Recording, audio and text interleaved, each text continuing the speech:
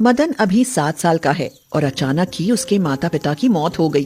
बेचारा मदन अनाथ तो हो ही गया, साथ ही बेघर भी होकर रह गया, क्योंकि उसके माता पिता एक किराए के घर में रहते थे। जैसे ही मदन के माता पिता गुजरे, मकान मालिक ने उसका कान पकड़कर घर से बाहर निकाल दिया। चल बे अनाथ, निकल मेरे घर से। आज की बात मेरे घर के आसपास भी नजर आया ना तो टोंगे तोड़ दूंगा तेरी, समझा? मदन की समझ नहीं आ रहा था कि वह क्या करे और कहाँ जाए। वह एक जगह खड़ा होकर रोए जा रहा था कि तभी उस पर सुखिया की नजर पड़ती है। सुखिया गांव में ढाबा चलाता था। अनाथ मदन को रोते देख सुखिया के मन में एक लालच भरा विचार आता है। मदन अनाथ है, इसके आगे पीछे तो अब कोई है नहीं। क्यों ना मैं इसे अपने ढाबे पर रख लूं। दिन भर काम करेगा और रात को खाना खाकर किसी कोने में पड़कर सो जाएगा। 2 टाइम के खाने में फ्री का नौकर मिल जाएगा। यही सोचकर सुखिया मदन के पास जाकर कहता है, अरे रोता क्यों है बेटा? चल आ मेरे साथ। समझ, आज से मैं ही तेरा माता पिता हूँ। अब तू मेरे साथ ही रहना। यह कहकर सुखिया मदन का हाथ पकड़कर अपने ढाबे पर ले आता है और उसी दिन से मदन उसके ढाबे पर काम करने लगता है। सुखिया मदन को रसोई में खाना बनाने वाले की मदद करने में लगा देता है और कहता है, सुन बेकुक, आज से मदन खाना बनाने में तेरी मदद करेगा। और जरा बच्चा है, प्यार से काम लेना इससे। अरे आप चिंता ना करो सेठ, कहो तो हम इसको खाना बनाना भी सिखा देगा। हाँ हाँ, जरूर सिखा देना। मेरे बेटे जैसा है, खाना बनाना सीख लेगा तो अच्छा ही रहेगा। मदन समझदार और चतुर बालक था। वह खाना बनाने की कला को बड़े ही चाव से सीखता जाता है। कुछ साल बाद एक दिन मदन अपने हाथों से दाल मखनी बनाता है। मालिक, मैंने अपने हाथों से दाल मखनी बनाई है। देखना, जो भी खाएगा ना उंगलियां चाटता रह जाएगा। जरा ग्राहकों को आने दे, अभी फैसला हो जाएगा। पर याद रखना, जो तेरी दाल ग्राहकों को पसंद नहीं आई तो सारी दाल तुझे खिला दूंगा, समझा? मेरे लिए तो दाल बचेगी ही नहीं मालिक। मदन यह कहकर हंसने लगता है और फिर ढाबे में ग्राहक आना शुरू हो जाते हैं। जैसे ही ग्राहक मदन की दाल मखनी खाते हैं तो सचमुच उंगलियां चाटते रह जाते हैं। अरे सुखिया सेठ, दाल मखनी तो बड़ी ही स्वादिष्ट बनाई है भाई। हाँ भाई, ऐसी लजीज दाल मखनी तो आज तक नहीं खाई। क्यों लाला, कोई नया बंदा खाना बनाने में लगा है क्या? ग्राहकों की ऐसी बातें सुनकर सुखिया मन ही मन बहुत खुश होता है और फिर कुछ सोचते हुए झूठ बोल देता है और कहता है, शहर से एक बड़ा ही तजुर्बेकार कुक लेकर आया हूँ तुम सबके लिए। अब तो रोज ऐसा ही स्वादिष्ट खाना मिलेगा। सच? फिर तो मजा आ जाएगा। हम खाना यहीं खाएंगे, क्यों भाई? हाँ हाँ, यही खाएंगे भाई। सुखिया का यह झूठ काम कर जाता है। मदन सचमुच बहुत स्वादिष्ट खाना पकाने लगता है और ढाबा पहले से बहुत अच्छा चलने लगता है। सुखिया अपने ढाबे से मोटी कमाई करने लगता है और नोट गिनते हुए कहता है, ये मदन तो बड़ा शुभ निकला।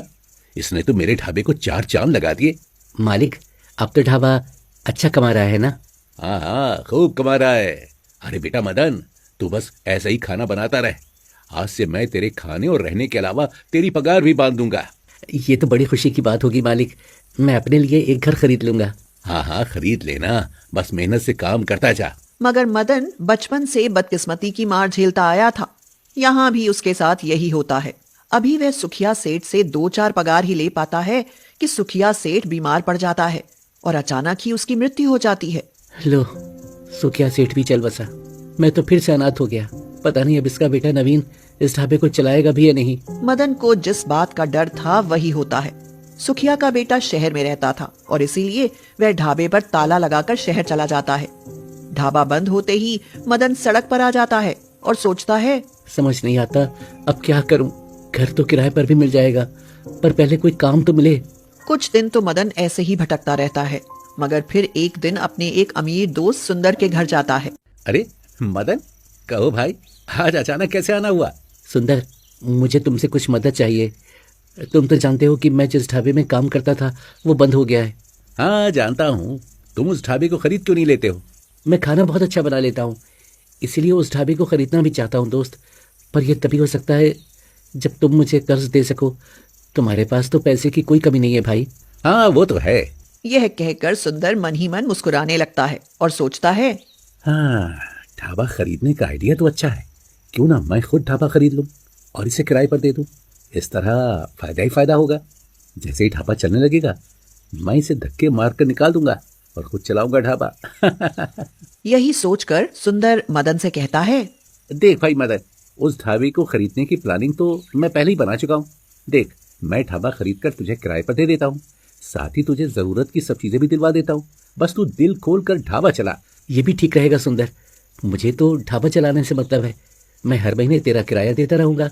दोनों के बीच यह तय होने पर सुंदर सुखिया का ढाबा खरीद कर मदन को दे देता है और मदन ढाबे का मालिक बन जाता है। वह पहले से भी स्वादिष्ट खाना बनाता है और कुछ ही दिनों में उसका ढाबा बहुत अच्छा चलने लगता है। यह देख मदन खुश होकर खुद से कहता है, शायद अब मेरी बदकिस्मती खुशकिस्मती में जरूर बदल जाएगी। मैं सुंदर का उपकार कभी नहीं भूल पाऊंगा। मदन यह कह ही रहा होता है कि तभी वहां सुंदर आ जाता है और मदन को तेवर दिखाते हुए कहता है, सुन बे मदन, कल से इस ढाबे में नजर मत आना। कल से ढाबा मैं खुद चलाऊंगा। दोस्त, तुम ये क्या कह रहे हो? मैं हर महीने किराया दे तो रहा हूँ। अबे किराया गया तेल लेने, बस अब ये ढाबा मुझे खुद चलाना है तो चलाना है, समझा? इस तरह मदन एक बार फिर से बदकिस्मती के हाथों मार खा जाता है। बेचारा अनाथ युवक उदास होकर जंगल की तरफ चला जाता है और एक तालाब पर जाकर बैठ जाता है। मगर तभी एक चमत्कार होता है। तालाब से घोंसले में कैद एक जलपरी बाहर आती है। घोंसले में कैद जलपरी मदन से कहती है, सुनो, क्या तुम मुझे इस घोंसले की कैद से आजाद कर सकते हो? पर आप कौन हैं और इस घोंसले में कैसे कैद हुई? मैं एक जलपरी हूँ। मैं एक श्राप के कारण इसमें कैद हूँ। कोई नेक दिल इंसान ही इसका दरवाजा खोल सकता है। पर मैं तो अनाथ बदकिस्मत आदमी हूँ। नहीं, तुम नेक दिल इंसान हो। एक बार कोशिश तो करके देखो। जलपरी के बार बार कहने पर मदन उस घोंसले का दरवाजा खोलता है। जलपरी घोंसले से आजाद होकर बहुत खुश होती है और कहती है, हे नेक दिल इंसान, तुमने मुझ पर जो उपकार किया है उसके बदले मैं तुम्हें यह घोंसला दे रही हूँ। तुम इसमें अपना घोंसला रेस्टोरेंट बना लेना। आप मेरे बारे में इतना कैसे जानती हैं? यह सब मैंने अपनी दिव्य दृष्टि से जान लिया और अब यह घोंसला शापित कैद नहीं बल्कि तुम्हारा जादुई घोंसला रेस्टोरेंट है। चल रे घोंसले, बन जा जादुई घोंसला रेस्टोरेंट। जलपरी की यह कहते ही घोंसला तुरंत तालाब के किनारे सुंदर घोंसला रेस्टोरेंट बन जाता है और जलपरी जल में लुप्त हो जाती है। मदन अंदर जाता है तो हैरान ही रह जाता है। घोंसला रेस्टोरेंट बहुत बड़ा था। अरे वाह, घोंसला रेस्टोरेंट तो बहुत ही सुंदर है। कुछ दिन बाद 2 यूट्यूबर जंगल में फिल्म बनाने आते हैं तो घोंसला रेस्टोरेंट देख हैरान रह जाते हैं और मदन का बनाया खाना खाकर बहुत प्रसन्न होते हैं। भाई, तुमने रियल में यूनिक रेस्टोरेंट बनाया है, खाना भी बहुत स्वादिष्ट बनाया है। हम तुम्हारे इस घोंसला रेस्टोरेंट की वीडियो बनाकर सोशल मीडिया पर सबको दिखाएंगे। फिर देखना तुम्हारा ये घोंसला रेस्टोरेंट घोंसला रिजॉर्ट बन जाएगा।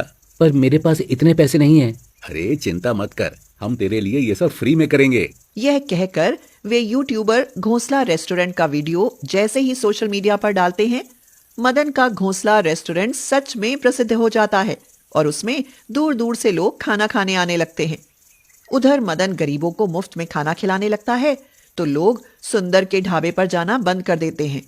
इस तरह सुंदर का ढाबा बंद हो जाता है और वह अपने छल पर पछताता रह जाता है।